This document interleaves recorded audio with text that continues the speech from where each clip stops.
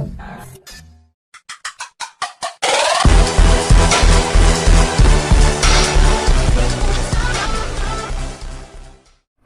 morning students. Let's start with a new topic, that is profit and loss appropriation account. Profit and loss appropriation account का topic covered है from some number 13 से लेके सम number 19. अब इसके अंदर में करना क्या है, P&L अप्रोप्रिएशन होता क्या है. तो अगर हम पार्टनरशिप फाइनल अकाउंट बनाए तो लास्ट ईयर तक सोल प्रोप्राइटर में ट्रेडिंग आता था, P&L आता था. अब इस साल के अंदर में 2 अकाउंट और ऐड हो जाएंगे, that is profit and loss appropriation account और दूसरा क्या आ जाएगा, कैपिटल अकाउंट या फिर करंट अकाउंट. ये दोनों भी आ सकते हैं. और तीसरा आएगा बैलेंस शीट. ठीक है, ये टोटल 5 चीज़ें बनानी होती है. बट आप लोगों के लिए CBSE में बहुत ही अच्छी चीज़ है कि आपको बैलेंस शीट वाला पूरा फाइनल अकाउंट नहीं आता है, वो सिर्फ और सिर्फ गुजरात बोर्ड में. बट यहाँ पे अपन समझने वाले concept of profit and loss appropriation account और कैपिटल अकाउंट. P&L अकाउंट जैसा होता है वैसा ही profit and loss appropriation account होता है. बट इन दोनों में डिफरेंस क्या है, तो बिज़नेस का कोई भी खर्चा और कोई भी इनकम होगी, रेवेन्यू इनकम और रेवेन्यू एक्सपेंडिचर जो हर महीने हर 2-3 महीने में पे करना पड़ता है, वो सब P&L में जाएगा. बट बिज़नेस ने अगर कोई भी इनकम और एक्सपेंस पार्टनर को दिया है तो फिर वो कहाँ जाएगा, P&L अप्रो अकाउंट में जाएगा. वापस से समझा रहा, बिज़नेस ने नॉर्मल सैलरी दी है एम्प्लॉयज़ को तो प्रॉफिट एंड लॉस में जाएगा. बट बिज़नेस ने पार्टनर को सैलरी दी तो फिर कहाँ आएगा, P&L अप्रो के डेबिट में आएगा. समझ में आया. बिज़नेस ने नॉर्मल कमीशन पे किया है किसी ब्रोकर को तो P&L में जाएगा. बट पार्टनर को कमीशन पे किया तो P&L अप्रो में आएगा. बिज़नेस ने इंटरेस्ट पे किया है, ठीक है, किसको पे किया है, बैंक को, ठीक है, तो P&L में जाएगा. बट बिज़नेस ने जैसे ही इंटरेस्ट ऑन कैपिटल पे किया है तो फिर वो यहाँ आएगा. एक और चीज़, interest on loan from partner भी P&L में आएगा. बट P&L अप्रो में क्या आएगा, इंटरेस्ट ऑन कैपिटल आ सकता है या फिर इंटरेस्ट ऑन ड्राइंग, यानी कैपिटल पे जो इंटरेस्ट पे किया बिजनेस ने वो कहाँ जाएगा, P&L अप्रो में. पहले ट्रेडिंग अकाउंट से GP या ग्रॉस लॉस आता था, वो ट्रांसफ़र होकर P&L में जाता था. प्रॉफिट एंड लॉस से नेट प्रॉफिट या नेट लॉस आता था, वो ट्रांसफ़र होकर P&L अप्रो में आएगा. P&L अप्रो से जो मिलेगा उसको अपन नाम देंगे डिविजिबल प्रॉफिट और लॉस, वो कैपिटल अकाउंट में जाएगा. कैपिटल अकाउंट में वो सारी चीज़ें प्लस हो जाएगी, ठीक है. और कैपिटल अकाउंट से क्या मिलेगा, क्लोजिंग बैलेंस ऑफ कैपिटल, और वो किधर जाएगा, बैलेंस शीट के अंदर में. तो अपन स्टार्ट करते हैं P&L अप्रो के साथ. P&L अप्रो में मैक्सिमम जितनी चीज़ें मैंने लिख दी है उससे ज़्यादा नहीं आएगा. तो अल्टीमेटली अब सिर्फ और सिर्फ क्या करना है, हमें ये चीज़ें कॉन्सेप्ट समझना है और फिर इसमें फिलिंग द ब्लैंक्स करना है. फिर उन्होंने वर्डिंग्स के साथ गेम खेला होगा, वो वर्डिंग्स अपन सॉल्व करेंगे, हमारा आंसर आ जाएगा. सबसे पहले यहाँ पे क्रेडिट में क्या आएगा, नेट प्रॉफिट. वो कहाँ से आया होगा, वो P&L से आया होगा. नेट प्रॉफिट हो तो क्रेडिट में, नेट लॉस हो तो डेबिट में. इंटरेस्ट ऑन कैपिटल, यानी पार्टनर ने जो कैपिटल लगाया है उस पर बिज़नेस क्या पे करने वाला है, इंटरेस्ट. तो एक्सपेंस पेड टू पार्टनर सारे डेबिट में आएंगे और इनकम फ्रॉम पार्टनर्स यहाँ पे आ जाएगा. ठीक है, पार्टनर को सैलरी दी A और B दो जन को, तो बिज़नेस के लिए खर्चा तो डेबिट में आएगा. पार्टनर ने कमीशन दिया किसको, बिज़नेस ने कमीशन दिया किसको दिया, A और B को, तो यहाँ पे आएगा. बट नॉर्मल सिर्फ कमीशन बोला होता तो P&L अप्रो में नहीं आएगा, वो कहाँ जाएगा, प्रॉफिट एंड लॉस अकाउंट में. ठीक है, जितनी इन्फॉर्मेशन दी होगी उसके सामने अमाउंट भरेंगे, बाकी सामने डैश छोड़ देंगे. ऐसा कोई ज़रूरी नहीं है कि सब सारी की सारी चीज़ें आएगी. हो सकता है नेट प्रॉफिट दिया हो, इंटरेस्ट दिया हो, बाकी का नहीं भी दिया हो. फिर नेट प्रॉफिट दिया हो, इंटरेस्ट ऑन कैपिटल दिया हो, इंटरेस्ट ऑन ड्राइंग नहीं भी दिया हो. तो डिपेंड्स अपॉन द क्वेश्चन, जो जो चीज़ें मांगी होगी अपन उतनी चीज़ें फिलअप करेंगे और आगे बढ़ जाएंगे. ठीक है, और आगे बढ़ते हैं. यहाँ पे दिया हुआ है A एंड B दोनों का कैपिटल दिया हुआ है 1,00,000 और 60,000.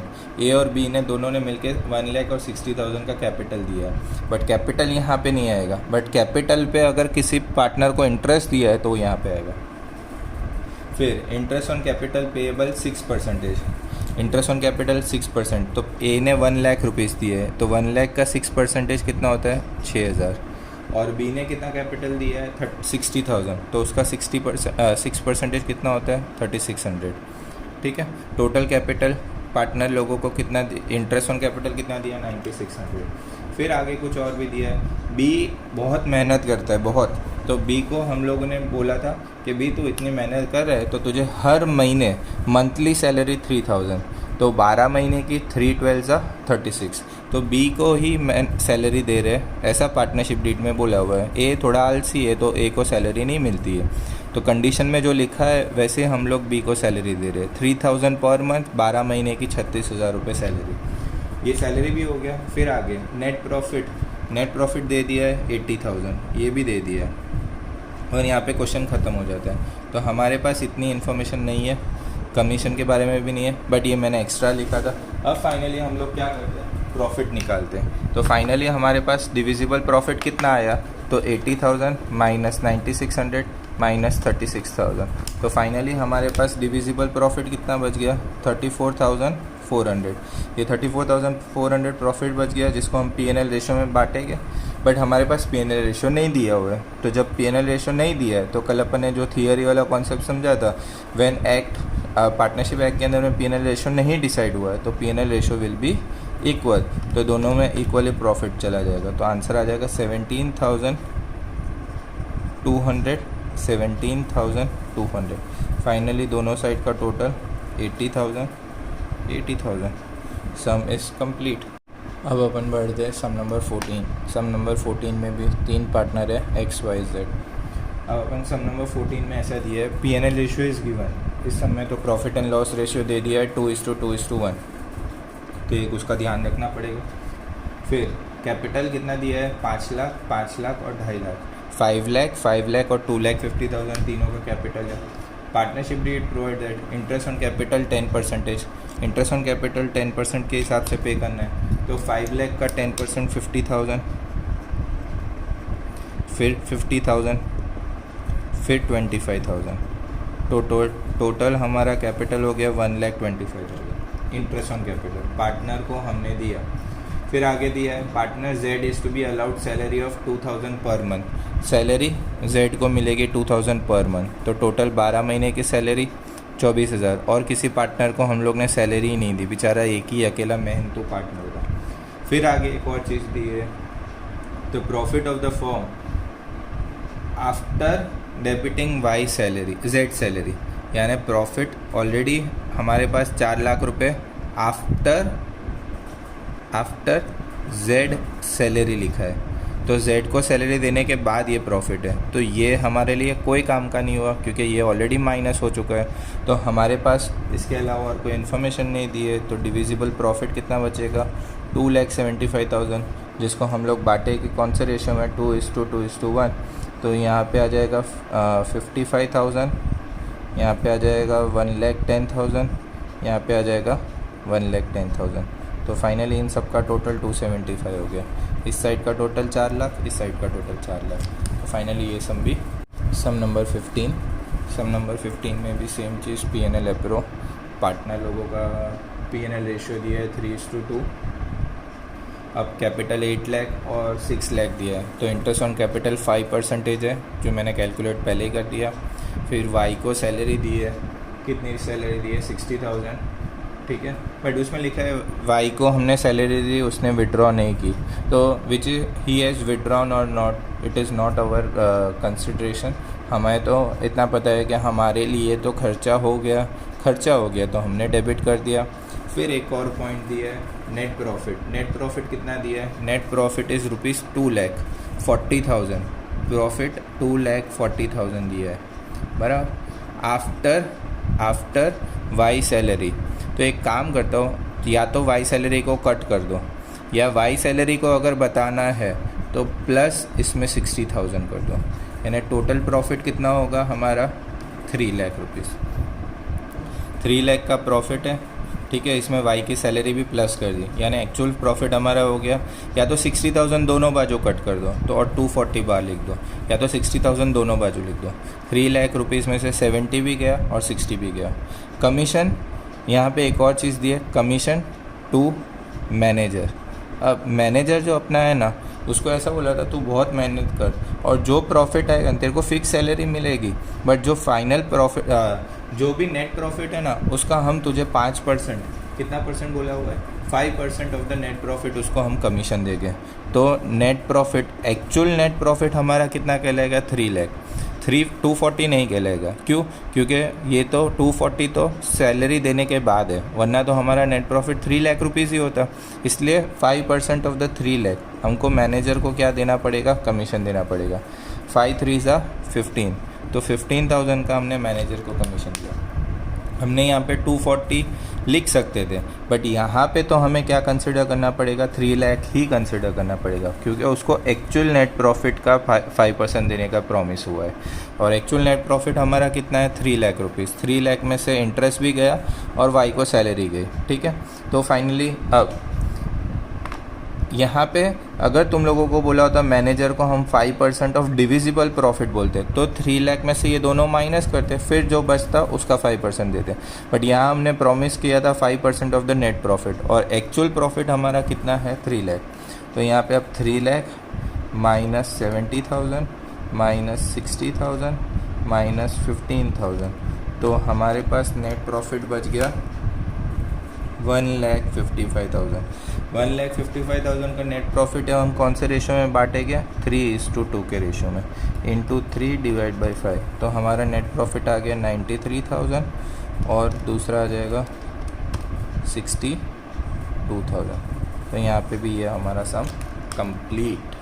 सम नंबर 16 बहुत ही इजी है, ये आप लोग फटाफट 1 ही मिनट के अंदर में मैं एक्सप्लेन करूँगा, जिसको समझ में आए, बट मेरे हिसाब से सबको समझ में आ ही जाएगा। ऑलरेडी नेट प्रॉफिट दिया है, इंटरेस्ट ऑन ड्राइंग का अमाउंट भी कैलकुलेट करके दे दिया है, इंटरेस्ट ऑन कैपिटल का अमाउंट भी दे दिया है। सैलरी में सिर्फ इतना बोला है, सैलरी हम पी पार्टनर को दे रहे 2500 इंटू 12 मंथ्स 30,000। कमीशन दूसरे वाले पार्टनर को दे रहे 10,000। टोटल किया, माइनस किया, प्रॉफिट आ गया, दोनों पार्टनर में डिवाइड कर दिया, ठीक है। आई होप ये सम तुम लोग को देखने की ज़रूरत नहीं पड़नी चाहिए, मैंने फिर भी इसलिए रखा है कि इन केस तुम लोग का आंसर नहीं आता तो क्रॉस चेक कर सकते हो। सम नंबर 17 बहुत इजी सम है, सिर्फ एक ही जगह पे ट्विस्ट किया है। इंटरेस्ट ऑन कैपिटल गिवन है, इंटरेस्ट ऑन ड्राइंग्स भी गिवन है, यानी इंटरेस्ट ऑन कैपिटल 5 लाख दिया है 10%, 6 लाख इसका दिया है उसका 10%, तो 110 हो गया। ड्राइंग्स दे दिया है, फिर क्वेश्चन के अंदर में नेट प्रॉफिट दिया है। अब सबसे अच्छा ट्विस्ट यहाँ पे किया है जो मैंने वर्किंग नोट में समझाया है, इसमें ना लोन टेकन का अमाउंट दिया है, loan taken from A, loan given to M, यानी एक पार्टनर से लोन लिया है, दूसरे पार्टनर को लोन दिया है, और हमें सम के अंदर में नेट प्रॉफिट दे दिया है। बट नेट प्रॉफिट के बाद में एक लाइन लिखी है, net profit before interest on loan, interest on capital, interest on drawings, यानी इन सब की इफेक्ट देनी है। बट इंटरेस्ट ऑन लोन है ना, पीएनएल अप्रो के अंदर में नहीं आता है। इंटरेस्ट ऑन लोन कहाँ पे आता है, तो पीएनएल अकाउंट के अंदर आता है। अब ये नेट प्रॉफिट जो 2,28,000 दिया है, उस पर इंटरेस्ट ऑलरेडी इफेक्ट देना बाकी है, बिफोर लिखा हुआ है, ठीक है। तो ए पार्टनर से हमने लोन लिया है 3 लाख रुपीज़ का, उसका 8% 24,000 इंटरेस्ट देना पड़ेगा, तो 228 में से 24,000 इंटरेस्ट चला जाएगा। और बी पार्टनर को हमने लोन दिया है, तो हमने अगर उसको लोन दिया है तो हमें क्या मिलेगा, इंटरेस्ट मिलेगा। कितने रुपीस, 2 लाख का लोन दिया है, उस पर 8% के हिसाब से 16,000। टोटल हमारा नेट प्रॉफिट कितना हो जाएगा, 220। 220 हम यहाँ रखेंगे, 220 में इंटरेस्ट 10,000 का प्लस कर देंगे, इंटरेस्ट ऑन ड्राइंग्स उसमें से 110 माइनस करेंगे, इंटरेस्ट ऑन कैपिटल सैलरी नहीं है, कमीशन नहीं है, सिर्फ नेट प्रॉफिट बच गया 120, वो ए और बी बांट लेंगे। अब तुम लोगों को डाउट नहीं हो इसलिए मैंने लिखा है लोन ऑफ ए ₹3 लाख और ब्रैकेट में लिखा है क्रेडिट बैलेंस। क्रेडिट बैलेंस का मतलब होता है लायबिलिटी वाला balance, means we have taken loan from A. Debit balance का मतलब हमने उसको लोन दिया, वो हमारे लिए एसेट है, ठीक है। Let's start with sum number 18 sum के अंदर में 2 पार्टनर है, रीमा और सीमा। अब इस सम के अंदर में ऑलरेडी लॉस गिवन है, इंटरेस्ट ऑन कैपिटल गिवन है, इंटरेस्ट ऑन ड्राइंग्स गिवन है, ठीक है, और कुछ दिया हुआ है और कुछ नहीं दिया हुआ है। हाँ, पार्टनर लोगों को सैलरी दिए हुए है। But in CBSE if firm has incurred a loss, अगर लॉस होता है, hence it will not pay interest on capital and salary to the partner. बोला हम तो ऑलरेडी नुकसान में चल रहे हैं, तो इंटरेस्ट तो अभी पे नहीं करेंगे, सैलरी भी अभी पे नहीं करेंगे।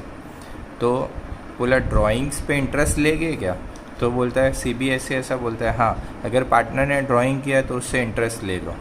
अब इंटरेस्ट ऑन ड्राइंग्स 60,000 का ड्राइंग दोनों पार्टनर ने किया है, इंटरेस्ट ऑन ड्राइंग 10% है। बट CBSE के अंदर में जब नंबर ऑफ मंथ्स नहीं दिया हो कि 1 महीने का इंटरेस्ट लगेगा, 2 महीने का लगेगा, 3 महीने का लगेगा, then it will be average. Average का मतलब 1/2 करना पड़ेगा। ये कंपलसरी रूल है इन 12 CBSE, ठीक है। एवरेज का मतलब स्टार्टिंग में शायद ड्राइंग्स ज़्यादा हो सकता है, लास्ट में कम होगा, तो दोनों का हम एवरेज कर लेते हैं। हमें पता नहीं है कि कितने महीने का ड्राइंग्स है, इसलिए तो इसको हम लोग को हमेशा एवरेज करना पड़ेगा। तो A और B का इंटरेस्ट ऑन ड्राइंग निकाला 3,000। लॉस प्रॉफिट इस साइड लिखते हैं, लॉस इस साइड लिखा। इंटरेस्ट ऑन कैपिटल नहीं आया, सैलरी नहीं आया, कमीशन नहीं आया, सिर्फ ड्राइंग्स आया। तो 1 लाख में से 6,000 गया, 94,000 बच गया। दोनों पार्टनर ने 47,000 लॉस बांट लिया। वापस से अगर फॉर्म में लॉस आया तो इंटरेस्ट ऑन कैपिटल भी नहीं देगी, सैलरी भी नहीं देगी, ठीक है। और ड्राइंग्स के नंबर ऑफ मंथ नहीं दिए हो तो उसको एवरेज करेंगे। Last sum of the P&L appropriation account, same topic. P&L appro में नेट प्रॉफिट ऑलरेडी 120 गिवन है, 120 पे इंटरेस्ट भी गिवन है कि 8 लाख का 10% इंटरेस्ट ऑन कैपिटल, 10 लाख का 10%, टोटल इंटरेस्ट इतना हो गया। इंटरेस्ट ऑन ड्राइंग्स, सबसे इम्पॉर्टेंट चीज़ ये है, इंटरेस्ट ऑन ड्राइंग्स किया है 50,000 का, उस पर 15% इंटरेस्ट है, बट कितने मंथ्स नहीं बोला है, तो एवरेज करना पड़ेगा, = 3750। वैसे B पार्टनर के लिए भी 1 लाख रुपीज़ 15% एवरेज करना पड़ेगा, 7500। टोटल अमाउंट आउटर कॉलम है 11,250। अब इंटरेस्ट ज़्यादा है, इनकम कम है, तो नेट डिविजिबल लॉस हो गया, और डिविजिबल लॉस दोनों पार्टनर बांट लेंगे। P&L रेशियो इक्वल बोला है तो इक्वली डिवाइड हो जाएगा, वेरी इजी, सो सिंपल।